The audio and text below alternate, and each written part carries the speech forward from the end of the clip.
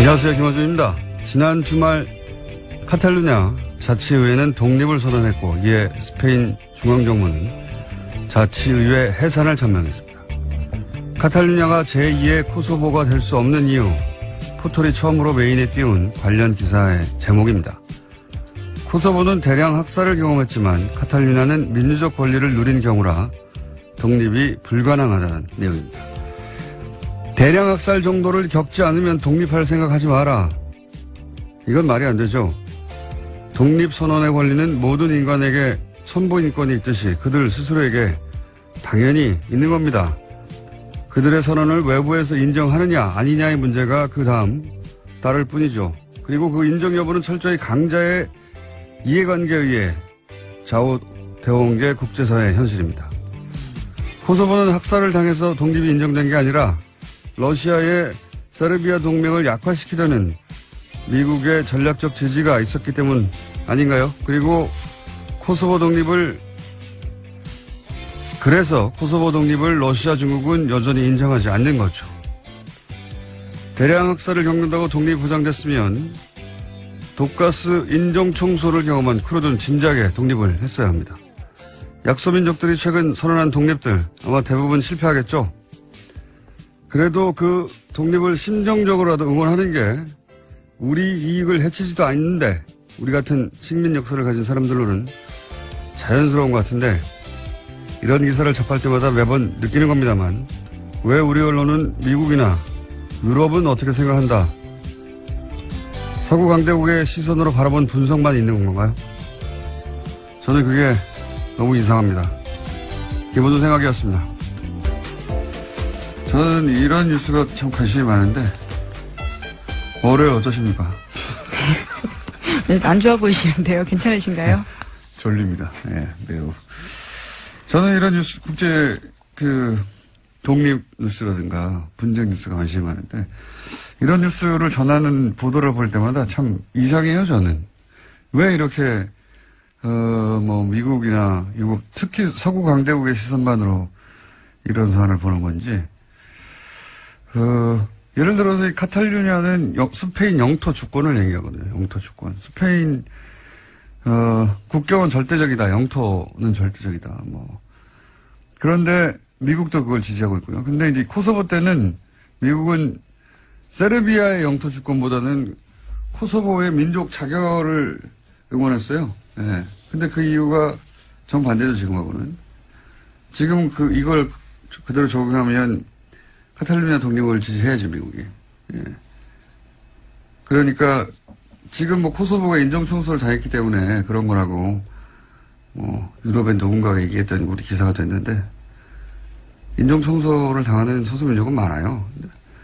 오히려 쿠르드 같이 인정청소를 가장 많이 당했는데 가장 많이 배신을 당한 게 쿠르드잖아요, 미국한테. 예. 네, 계속해서 전해드린 바가 있는데요. 그건 상관이 없는 거고 사실은 실제로는 이게 이제 세르비아 동맹국이니까 러시아가 그래서 미국은 코소보를 지지한 거고 정반대도 있어요. 크림 반도 때는 미국하고 러시아가 정확하게 반대로 행동합니다. 예. 크림 반도 쪽에 러시아계가 독립하려고 할 때는 러시아는 또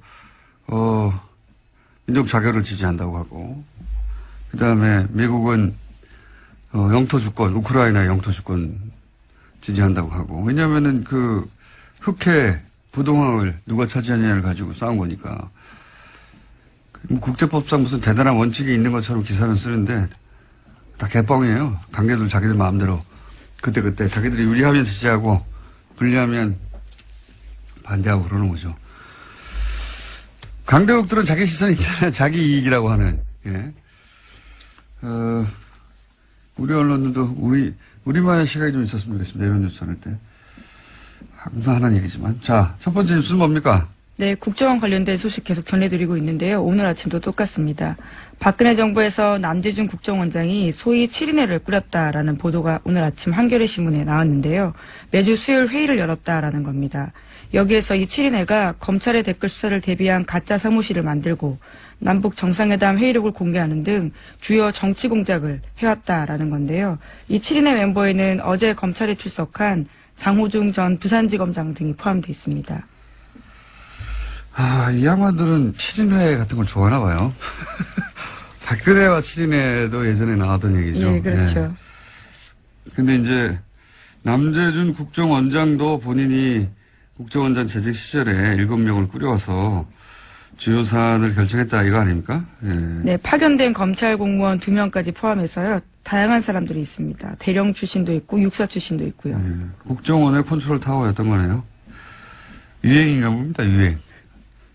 예. 박근혜 7인회도 사실은 탄핵 국면에서 초기에 도대체 누가 첫 번째 담화에서 사과를 바로 그렇게 하도록 유도했는가, 결정했는가, 그 얘기도 등장을 한번 했었죠. 여전히 미스테리입니다, 사실은.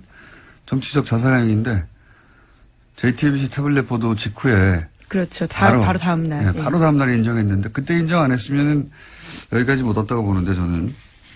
누가 그 결정을 했을까요? 박근혜 전 대통령의 정치적 감각으로 스스로 결정했을 리는 없을 거고. 아직도 미스테리예요. 예. 어쨌든 남재준 국정원장도 유사한 7인의 조직을 갖고 있었다. 근데 특히 이제 국정원 출신이야 그렇다고 치더라도 검찰 출신들을 현재 굉장히 고위직입니다.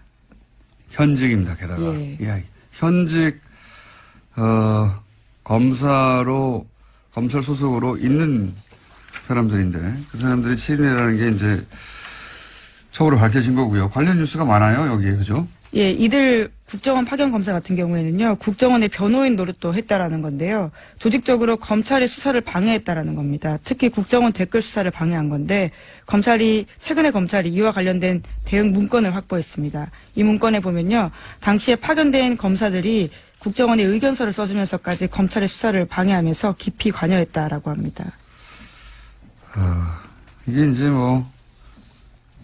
자신이 어디 소속인가에 따라 지속적으로 그 권력의 하수인 역할을 한 거죠. 사실 검찰 출신으로서 윤석열 검사나 혹은 최동욱 당시 검찰총장이 막 날아가지 않습니까? 예.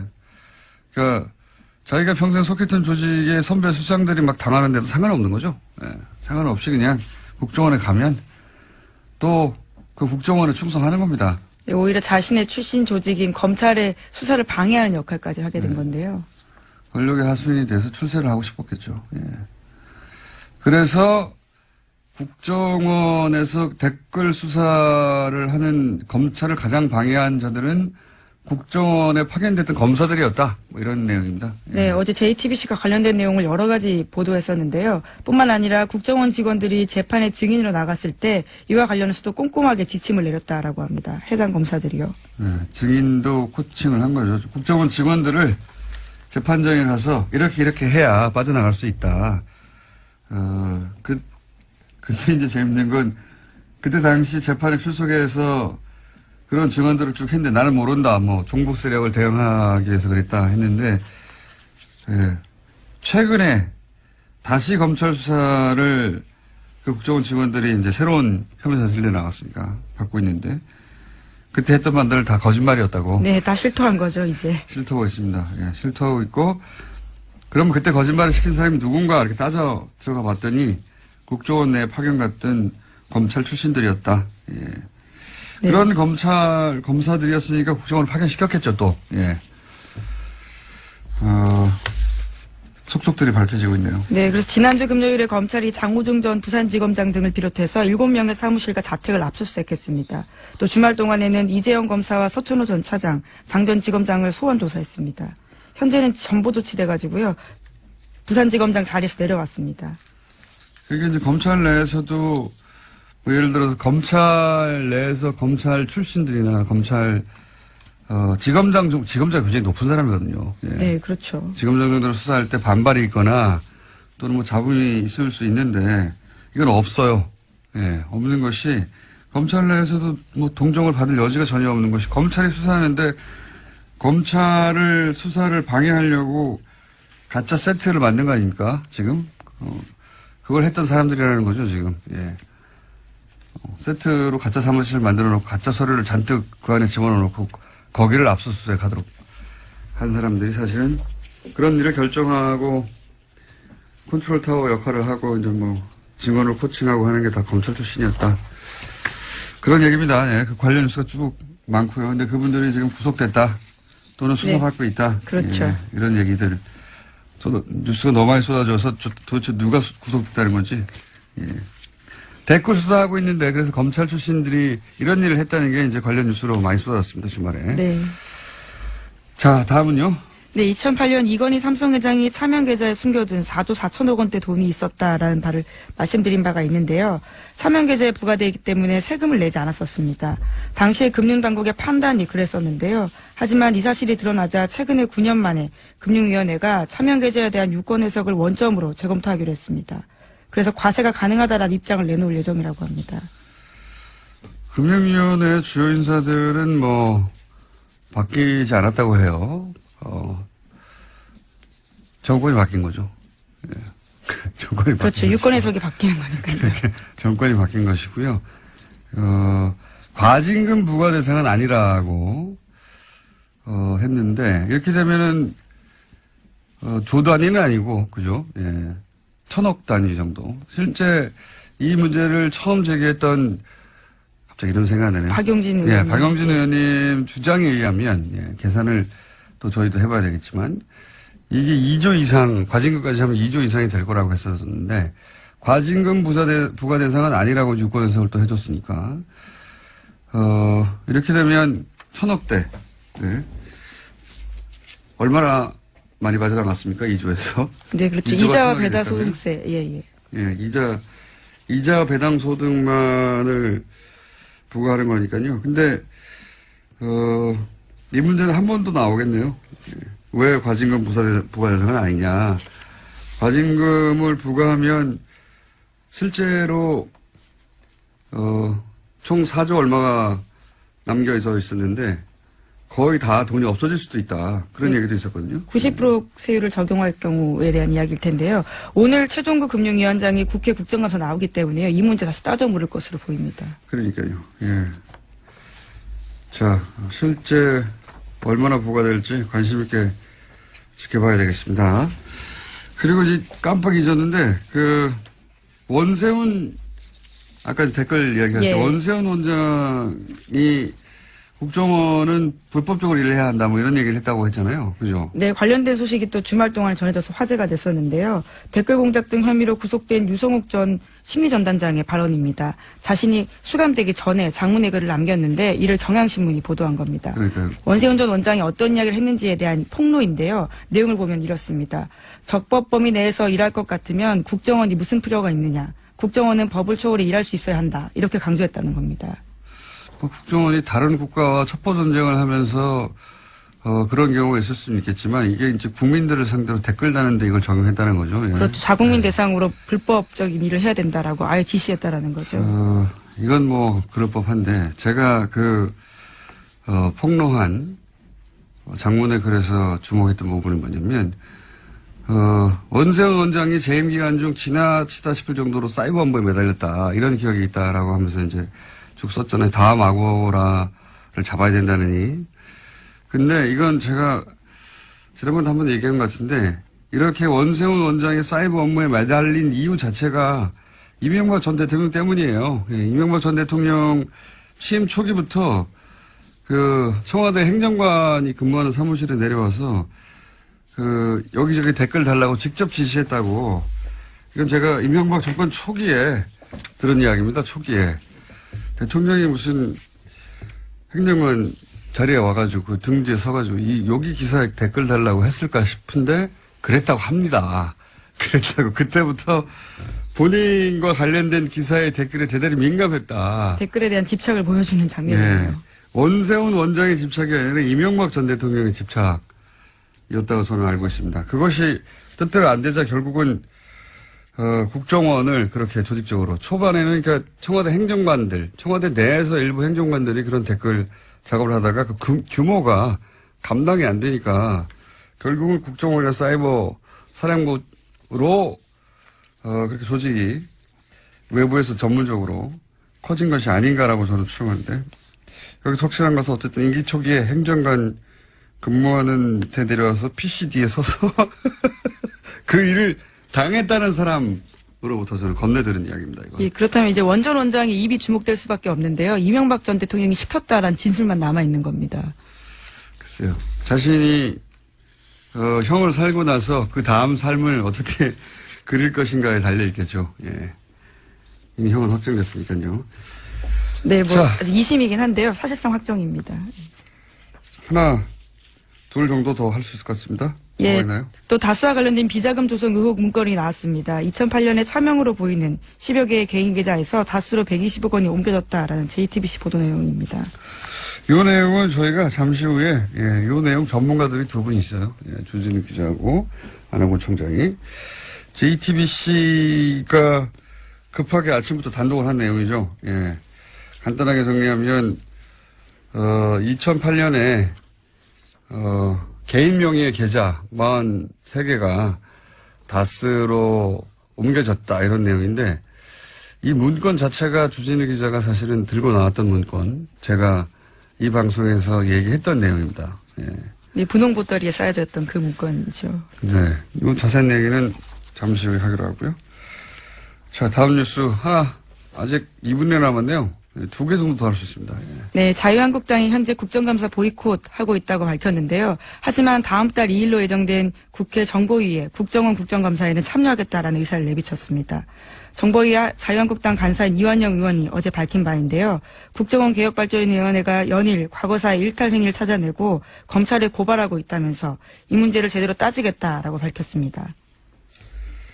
이제 뭐 이건 다른 게 아니고 이제 국감이 끝났기 때문에 이대로 국감 끝까지 안 들어갈 수는 없으니까, 네. 마지막 정보위에는 들어가겠다고 하는 거겠죠. 예. 아시는 분은 아시겠지만 한국당은 방통위원, 본인들이 지명했던 방통위원이 임기 이전에, 사퇴하는데, 예. 그 2명의 지명권을 여당에서 행사했다고 해가지고 지금 국감 보이콧을 하고 있습니다. 예. 자유한국당의 논리대로면, 자신들이 여당 시절에 6명을 임명하거든요. 예, 6명 임명했는데 지금은, 야당이 되면 이제 3명으로 줄잖아요. 심지어 야당도 다양해졌습니다. 과거와 다른데요, 처지가요. 예, 야당이 되면 이제 줄어드는데 숫자가 그걸 인정할 수 없어서, 예, 자신들이 한번 임명했던 사람들이 보궐이 되면 그 사람들을 자기가 야당이 됐더라도 계속 지명해야 된다는 논리로 이제 보이콧을 하는데 이 논리대로면 6명을 여당일 때 지명했어요. 자신들이 야당이 됐어요. 이제 3명으로 줄어야 되는데, 임기 직전에 다 사퇴하게 만드는 겁니다. 그러면 영원히 6명을 지명할 수 있어요. 이런 논리대로면. 왜냐하면 임기 전에 6명은 자유한국당에 배정됐다는 주장이거든요. 야당이냐 여당이냐가 아니라. 놀라운 주장입니다. 예, 그래서 이 논리대로면 여당 상관없이 자유한국당은 항상 6명을 할 수 있습니다. 임기 직전에 사퇴시키고 계속 보궐시키면 되죠. 연속해서. 말이 안 되는 주장인데. 어쨌든 그 이유 때문에 국감 보이콧을 했는데 큰 반향이 없자, 예. 막판에는 참석하려고 하는데 그게 이제 마침 국정국감입니다. 뭐 있나요 또? 예, 하나 더 소식 전해드리면요. 네. 예, 김무성 바른정당 의원 등 당내 통합파 의원들이 어제 회동을 가졌습니다. 그리고 오늘 11월 1일에 개최 예정인 의원총회를 전후로 해서 탈당을 할 예정이라고 합니다. 선도 탈당. 이게 아니라 한 번에 움직이려고 하는 거군요. 네, 11월 3일에는 또 자유한국당의 박근혜 전 대통령 관련해서 출당 관련된 최고위원회가 있거든요. 여러 가지로 분수령이 될 자리가 있다라는 주장입니다. 녹취록이 어떻게 되느냐, 이영주 의원의. 그게 또 중요한 관건이겠죠. 원래 홍준표 대표하고 서청원 의원이 대결할 때 처음에 녹취록은 하나만 존재하는 것으로, 예.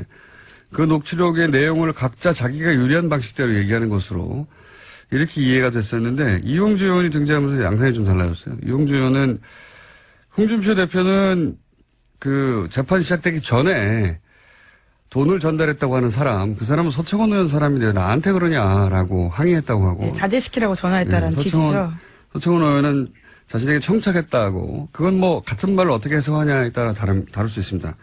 이용주 의원이 등장해서 했던 말은 두 사람이 그동안 다퉜던 내용과는 다르고 사실이라고 하면 다르고 1심이 끝난 후에 돈을 전달한 사람의 진술을 번복하게 해달라는 청탁을 했다라는 게 이용주 의원의 주장이거든요. 예. 그러한 또 녹취록이 있다는 취지 이야기인데요. 그러니까 만약에 그게 실제로 있다면 그 녹취록이 개뻥이냐 아니냐에 여러 따라서 번 나오네요. 개뻥. 왜냐하면 정치권에서 이런 녹취록이 있다는 공방이 뭔가 결정적으로 끝난 경우가 별로 없어요. 예, 녹취록이 있다고 막 하다가 흐지부지 사라지거나 녹취록을 들어봤더니 별거 아니거나 그런 경우가 많았거든요. 근데 이제 이 경우는 다른 당의 의원인데 녹취록이 있다고 들고 나왔기 때문에 그리고 이제 지금까지 얘기하고 다른 이야기를 했기 때문에 이 내용에 따라서는 사실은 홍준표 대표의 운명이 갈릴 수도 있고 서청원 의원이 이제 두 말 더 이상 할 수 없이 출당 당할 수도 있고요. 또는 그 내용이 이용주 의원이 주장했던 것과 다르면 이용주 의원도 굉장한 타격을 또 입을 수도 있습니다. 어떻게 될까요? 녹취록이 이 주장들은 두 개에 해당되는 건데. 예. 네, 아직은 홍준표 대표와 서청원 의원 사이의 설전만 남아있는 상태입니다. 알겠습니다. 자, 오늘은 여기까지 하겠습니다. 시사인의 김은지였습니다. 감사합니다. 국민 여러분, 안녕하십니까. 여러분의 귀염둥이 MB 만사 올렸습니다. 기온이 하루가 다르게 떨어지고 있습니다. 건강에 더욱 신경을 쓰셔야 한다. 그런 확신을 저는 가지고 있는 겁니다. 요즘 마음이 무겁습니다. 적폐청산이라 하는 미명 아래 새로이 만들어지는 적폐. 저는 이것이 대단히 우려스럽다. 그하고 의욕만을 가지고 전 대통령한테 정치적 망신을 주려고 하는 그런 행동은 치졸한 정치 보복에 지나지 않지 않느냐. 저는 그런 확신을 가지고 있는 겁니다. 진우, 알았나? 알아들었나? 알아묻냐고. 어? 전직 대통령 이러면 눌러묻고 조롱하고 이거 뭔 써? 어? 진우, 니도 이제 얼라 아니잖아. 어른이라고 어른. 그거 하면 니 나이값 해야지. 어? 니 이만큼 얘기했는 자꾸 이카면 자꾸 이래 분탕질 하면 천벌 받아 천벌 천벌. 어? 니 천벌 받아봤나? 천벌 그거 어? 뭐 어? 억수로 아파. 자, 주진우 기자, 안원구 청장님 나오셨습니다. 안녕하십니까. 예, 안녕하십니까. 안녕하십니까. 네, 오랫동안 이미 2달 이상, 거의 3개월째 진행하게 된 이 코너. 저희가 처음 이 다스 얘기를 꺼냈을 때 굉장히 어려웠어요. 왜 구조부터 이해시켜야 되기 때문에 BBK 10년 전이 아니죠. 17년 전으로 거슬러 올라가서 또 땅이 있었다, 이게부터 해가지고 참 복잡했는데, 이제는 많은 분들이 이제 전체 그림은 이해하시는 것 같고, 그리고 이제 많은 분들이 그래서 다스는 누구 거냐고 묻기 시작하셨습니다. 그런데 지난주에 JTBC가 다스 관련 특종을 굉장히 아침 이른 시간에 급히 내놨어요. 비자금을 찾았다. 비자금으로 의심되는 계좌를 찾았다. 예, 비자금 계좌라고. 근데 이제 그 내용을 자세히 듣고 보니까 이거는 우리가 2달 전에 다뤘던 문서 이야기 같은데. 안원구 청장님 아닙니까? 예, 지금 이쯤에서 제가 좀 고백을 해야 될 게 있는데요. 그 주진우 기자가 찾은 문건 속에 그 비자금으로 보이는 명단들이 있었지 않습니까? 그걸 제가 하도 아무도 안 받길래 제가 그 JTBC에 그걸 줬어요, 사실은. 주진우 기자한테 상당히 미안하게 생각하는데. 아니, 그 말은 하고 해야 될 거 아니야, 말은. 아니, 근데 그렇게 해서 JTBC가 아주 제대로 그 기사, 그 문서의 의미를 저희는 읽고 지나갔었거든요. 뭐냐면, 이건 김재정 씨, 차명 계좌, 김재정 씨 이름 하에 관리되는 차명 계좌로 의심된다. 이것이 결국 비자금 아니겠는가. 이런 식의 아주 짧은 코멘트만 하고 넘어갔어요. 예. 예, 그랬는데, 여기서 JTBC는 뭐랑 매치를 시켰냐면, 이거는 JTBC의 공입니다. 공인지 실수인지 앞으로 밝혀지겠지만. 2008년에 이제 정호영 특검이 있었습니다. 정호영 특검이, 도곡동 땅에, 소위 말해서 BBK 특검이었죠. 예. BBK 특검. 덮어주기 특검이었죠. 예. 그 특검 때, 실제로 다스의 차명 계좌로 약 120억 대의 비자금이 조성된 거를 찾고도 덮어버렸다. 이런 얘기 저희 방송에서 몇 번 했는데 액수가 거의 비슷해요. 예. 그래서 JTBC는 이 소위 이제 정호영 특검이 덮었다고는 120억대 비자금의 계좌를 확보한 것으로 이해한 겁니다. 그렇게 지금 보도가 나갔고. 예. 네. 네. 그럴 수도 있죠. 그것도 안홍구청장의 공이 큰 것 같은데, 아니에요. 아니에요. 그 정호영 특검이 찾은 그 비자금은, 네. 그때 당시 사장 김성우라는 사장이 그 권안무개 전무랑 해서 관리하던 따로 MB는 모르던 자금이었어요. 그래서 그 MB는 모르던 비자금을 찾아서 MB 쪽 다스한테 돌려준 게 그때 100억 원대 그 자금이었고. 이명박 전 대통령이 모르던 비자금이 있을 수 있습니까? 그거 모르는 것으로 했겠죠. 자, 2007년까지는 네. 다스는 이명박의 회사고 이명박이 수시로 돈을 찾아가요. 그러기 위해서는 전산화를 시키면 안 돼서 수기로 장부를 만들었어요. 수기로. 그래서 장부를 만들고 돈을 계속 빼갔습니다. 선거 때마다 이렇게 빼가고 왔다 갔다 했는데, 워낙 그렇게 장부도 제대로 안 되고 전산화도 안 됐으니까 이거 빼먹기 좋지 않습니까? 그러자. 그럼 이명박 전 대통령 잘못이 없죠. 그 비자금에 대해서 몰랐다면. 자, 100몇 억에 대해서는 없는데 그것만 비자금이냐? 그거 말고 또 있어요. 이번에 나왔던 그거는 이것 말고 또 다른 비자금이었고요. 아니 그러니까 이제 그러면 정리를 해보자면 정호영 특검이 찾았던 120억 그 비자금은 그러니까 MB는 모르고 그 임직원들이 해먹다가 걸린 돈이었어요. 라고 지금 주진우 기자는 알고 있는 것이고. 그럼 그 자금들을 다스로 옮겼는데. 그 자금을 그걸 현실화한 것이다. 이런. 네네, 그렇죠. 그렇습니다. 그 부분은 또 다르게 얘기했는데, 지난번에 우리가 방송에서 대통령 되기 전에. 못 알아듣고 있어요. 지금 혼자 진도 나가지 말고. 자. 지난번에 저희가 대통령 안가에서, 대통령이 되기 직전에, 그러니까 당선자 시절에 안가에서 이동영이라는 사람이 오고 어떤 사람이 와서 사장을 잘라라 말라 이렇게 해서 안가에 왔다는 얘기를 잠깐 했었어요. 근데 그때 잠깐만. 혼자 막 진동하는데, 한 달 전쯤에 이명박 전 대통령이 된 이후로도 다스의 인사와 관련해서 직접 지시를 안가에서 내렸다. 이런 얘기를 한 적이 있습니다. 네. 그 내용을 지금 혼자 막 진도 나가고 있는 거예요. 그런데. 자, 인사와 그 비자금 얘기였는데 비자금을 어떻게 처리할 것인지에 대한 회의가 그때 있었어요. 그런데 다스의 비자금은 너무나 많아서 그 120원 그 특검이 발견했던 120억 덩어리는 다른 덩어리고요.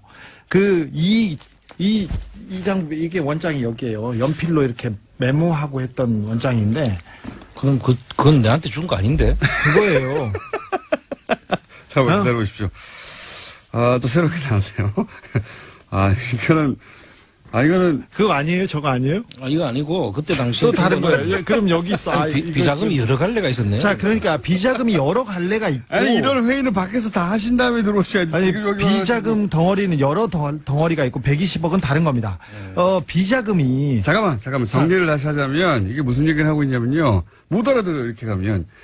자, 저희가 2달 전쯤에, 김재정 씨는 다스의 소유주라고 이명박 전 대통령이 주장했던 처남입니다. 근데 사망을 하죠. 사망을 해서,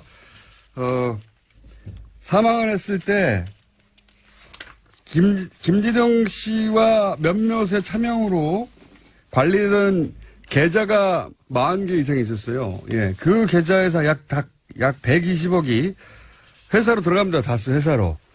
그 문서에 대해서는 저희가 2달 전쯤에 김재정 씨 관리하에 있던 차명이 사망을 하자 아마 들어오나 보다. 이렇게 설명을 했고, 근데 JTBC가 이 문서를, 2008년에 정호영 특검이 120억대 비자금을 조성했다고 하는데, 요게 요 돈이구나.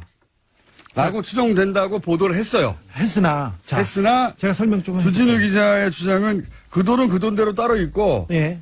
더 좋은 뉴스죠. 또 있다니까. 아니, 그렇죠. 비자금이 많이 있었어요. 비자금 그 돈은 100억대. 그 돈대로 따로 있고. 100억대 덩어리는 여러 덩어리가 있었어요. 제가 비자금을 하나만 공개할게요. 저한테 기자들이 취재하기 좀 버겁고 어렵고 그러면 안원구청장한테 가시면 아까 단독도 막 주시니까 그러니까 자, 가면 됩니다. 다른 비자금 공개할게요. 여러 비자금 덩어리가 있어요. 100억짜리. 자, 2007년도에 그 대선 직전에 다스 실소유주 논란 나오고 그리고 검찰이 수사를 했어요. 특검 전에. 그때 그래서 자금을 자꾸 정리하게 되는데 백억대, 수십억대 이렇게 덩어리가 있는데 120억은 또 다른 덩어리고 100억짜리 비자금 하나 제가 공개하겠습니다. 2007년도에 경주 외환은행 그 지점에서 문 닫기 30분 전이었어요. 그때 김진 사장 아시죠? 예, 알죠. 김진 사장 이영배라는 사람은 또 다른 다스의 차명회사 금강이라는 데 대표예요. 이 사람이 가서 100억짜리 수표를 한 장 찾았어요. 2007년 며칠 날? 2007년도에 예. 며칠 날인지는 몰라 나도. 경주 외환은행 지점에서 100억짜리 수표를 사장과 이영배 금강 대표가 가서 100억짜리 수표를 하나 찾았다. 수표를 하나 찾아가서 MB한테 갖다 줬답니다. MB한테 갖다 줬다. 네, 그때가 언제쯤이었냐면 라고 이 누군가가 지금 제보를 한 제보했어요. 거죠? 그 뉴스를 보고 그 내부자가 지금 전화를 했는데 그런데 2007년이 아니라 BBK 특검이 끝나갈 때니까 2008년 초죠. 네.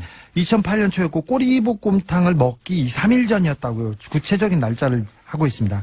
꼬리볶음탕을 먹기 2, 3일 전. 그건 2008년 그 2월 달이죠. 네. 그 담당 직원은 아직도 다스에서 격리 직원으로 있는데 이 100억을 찾고 관여했던 사람은 조땡땡입니다. 조땡땡. 그렇습니다. 이건 또 다른 비자금입니다. 다스의 비자금입니다. 100억짜리입니다. 그 이건 비자금 심플한 거. 세 가지 종류가 일단 오늘 거론되고 있습니다. 네. 하나는 2달 전쯤에 저희가 김대중 씨 사망 이후에 계좌와 번호가 쭉 나온 게 있거든요. 예. 그게 120억대였어요. 그리고 2008년 정호영 특검 때 비자금을 찾았는데 회사에서 덮어버렸다고 하는 비자금이 있습니다. 그 비자금과 김재정 씨 비자금이라고 추정되는 내용이 같은 건 줄 알았더니 다른 거예요. 다른 거라고 이제 주진희 기자는 주장하고 있고 JTBC에서는 아니 JTBC 몰라 그거 모르는. JTBC는 같다고 생각을 해서 네. 예, 그렇게 추정을 한 것이고 본 자료는 예. 어떤 자료냐면 그 개인 명의로 돼 있는 그래 명의로 있는 자금을 다스로 넘긴 자료죠. 다스로 옮긴 자료예요. 그러니까 그때 무슨 우리가 이야기냐면 설명한 게 맞아요. 예. 그 이야기는 뭐냐면 실시간으로 회의 중입니다. 지금 이 돈은 무슨 돈인가? 그 자금들은 이제 정호영 특검이 지금 추정해 보면 정호영 특검이 있다고 했잖아요. 그거를 아마 이제 있다고 해서 그거를 현실화 시켜서 덮으려고 했던 거 아닌가. 그럴 수도 추정했어요. 있겠습니다. 자, 근데 그럴 비자금 수도 덩어리가 있겠습니다. 지금 다른 덩어리가 하나 있죠. 한 덩어리만 더 얘기할게요. 이게 무슨 얘기냐면 정호영 특검이 비자금이 있다고 하니까 이게 두 분만 알아들으면 뭐해요? 두 분이 회의는 밖에서 하고 방송 내용을 해야 되는데 두 분은 지금 합의를 봤습니다. 어떻게 합의를 봤느냐? 정호영 특검이 120억대 있다고 하는데 그러면 그게 비자금이 아니라고 이제 맞춰야 되잖아요. 그래서 김재정 씨 차명 중에 120억대를 이렇게 두드려 맞춰가지고 그걸 해명하려고 했던 거 아니냐? 이런 지금 설명입니다. 지금 주 기자가 준 이 자료는 그 자료가 아니죠. 그 자료가 아닙니다. 다른 자료예요. 예, 다른 비자금 정보. 그러니까 기자들 오시면 내가 다 드릴게. 자, 그리고 하나 더. 잠깐만. 비자금 하나 더 공개하자고. 잠깐만, 비자금 그래서 세 가지 종류가 지금 거론이 됐고요. 다른 덩어리 또 줄게. 자, 네 번째 덩어리가 나오려고 합니다. 네 번째 덩어리입니다. 강남 교보생명. 강남 교보생명. 옛날에 제일생명 사거리에 있었는데 거기에 있는 교보생명 지점에서 이병모. 이 사람은 청계재단을 할 때 나오는데 지금도 청계재단이 재단에 있습니다. 네. 그리고는 김백준 씨와 함께 그 이명박의 그 자금 관리원이고 집사하고 건물 관리하는 분인데 이 사람이 돈을 찾아다가 다시 이명박한테 입금시킵니다. 돈을 얼마를 찾았어요? 여기는 수십억 된 것 같습니다. 수십억대. 자, 몇 가지 덩어리가 있는데 이 덩어리가 별개의 덩어리인데 그때 특검이 BBK 특검 때 이 비자금을 검사들이 다 파악했어요. 이것도 있고 저것도 있고 저것도 있다. 지금 얘기한 경주 외환은행 지점에서 문 닫기 30분 전에 김진 사장하고 이영배 대표가 100억 수표를 찾아가지고 전달했다고 하는 거는 이것도 검찰이 파악하고 있는 겁니까? 아니, 그거는 이제 돈이 있다는 거를 검찰이 파악해서 알고 있는데, 클리어 되니까, 꼬리곰탕 먹기 며칠 전이지 않습니까? 그러니까 의혹을 다 털어주지 않습니까? 털어주니까 자신있게 그냥 돈을 찾아가지고 그냥 갔죠. 이것도. 털어주기로 결정돼 있으니까. 자, 근데 검사들이 다 알고 있었어요. 그래서 특검에서 그때 검사들이 파악한 비자금이 200억이 넘었어요. 100억대가 아니었어요. 그러니까 정호영 당시 특검이 당시 파악한 금액도 100억대가 아니라 200억대였다. 훨씬 넘었어요. 예. 그랬는데 그래서 삼성 서울병원에서 그때 이상은이 조사를 받으려고 하니까 삼성 VIP실, 삼성병원 19층 VIP실에 숨었어요. 숨어서. 누가? 이상은이요. 이상은 회장이. 현재 다스 회장입니다. 네. 네. 회장을 조사하려고 하니까 거기 글로 가서 그냥 병원에 있었는데 검사들이 와가지고 비자금에 대해서 처음에는 막 물었어요. 근데 나중엔 다 덮어졌죠. 근데 특검의 결과는 어쨌든 다 덮어진 걸로. 다 덮어졌습니다. 네. 근데 특검에서 이미 200억이 넘는 수많은 비자금 계좌와 비자금 덩어리가 있는 것을 확인하고 다 덮어졌습니다. 100억대가 아니라 200억대였는데 덮어졌다. 네. 그러면은 또 JTBC가 보도한 것과 또 다른 또 달라진 게 있네요. 여하간 JTBC는 JTBC 관점이 안원구청장 관점이니까 그 서류를 분석하고 그런데 얘기를 조금 더 해보자면 덩어리가 이렇게 있는 성격이 아예 다른 거라고요. 그러니까 JTBC의 관점이 자연스러운 관점이긴 합니다. 시기가 맞기 때문에. 예. 120억대가 있었다고 정호영 특검이 발견했는데 덮었다고 최근에 보도가 됐잖아요. 네.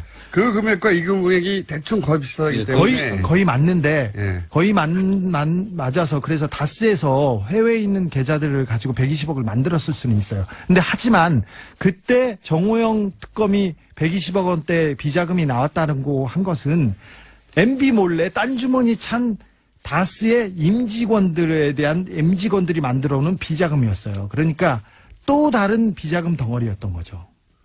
자, 비자금 덩어리가 여러 개 나왔고, 심상정 의원도 사실은 JTBC가 보도한 그 내용이 정호영 특검이 덮은 그 비자금이 아니냐. 왜냐하면 규모가 120대거든요. 시기가 맞고, 그래서 이제 그렇게 생각을 한 것 같고, 지금 주진우 기자의 주장으로는, 120억 이게 특검이 덮은 거여도 상관없고요. 그러면 밝혀진 거고요. 그게 아니라 별게 더 있으면 더 좋죠. 또 나온 거니까. 아니, 그게 또 다른 덩어리. 또 다른 덩어리가, 있다. 그때 100억은 소위 이제 다스 내부에서 해먹은 비자금이고, 그거 외에 또 이명박 전 대통령이, 비자금을 받아갔던 것들이, 몇몇이 네. 있다. 네. 특정 외환은행과 그다음에 특정은행과 교보생명 지점에서 등등. 이건 정확한 내용은 이제 세무조사나 검찰 수사에서 정확하게 밝힐 필요가 있다 그렇게 보여집니다. 덩어리가 너무 많이 나오니까 이제 헷갈리기 시작하는데 차근차근 하려고 그러는데 갑자기 JTBC가 나오는 바람에 한꺼번에.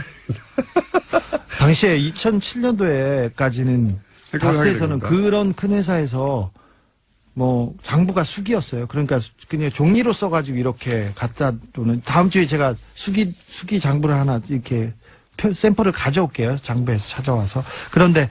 다 어디서 가져오나 몰라요. 2008년도에 특검이 시작됐지 않습니까? 그래서 그 당시에 양산 폐기물 업체에 1톤차 분량 3개를 가져다가 이렇게 폐기했어요. 근데 폐기했던 직원이 또 보낸 또 편지를 하나 제가 조금만 읽어드릴게요.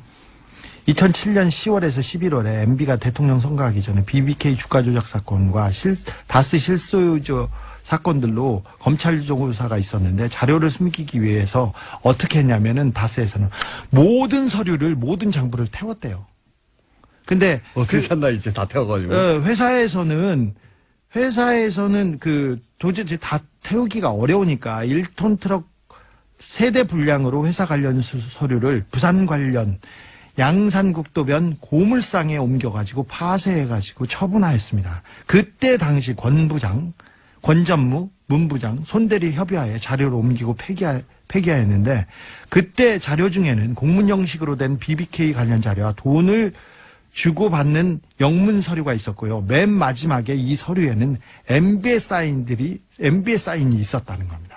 아, 다스의 내부 문서에 이명박 전 대통령의 사인이 있었다. 네, 그렇습니다. 폐기했다는 거는 이제 지금은 입증할 수가 없죠. 네, 근데 관련자들의 진술 정도만 폐기한 사람이 지금 얘기하는 겁니다. 그러니까 뭐 어느 정도 또 신빙성은 있죠. 그 JTBC에서 보도한 그 자료를 보면 네.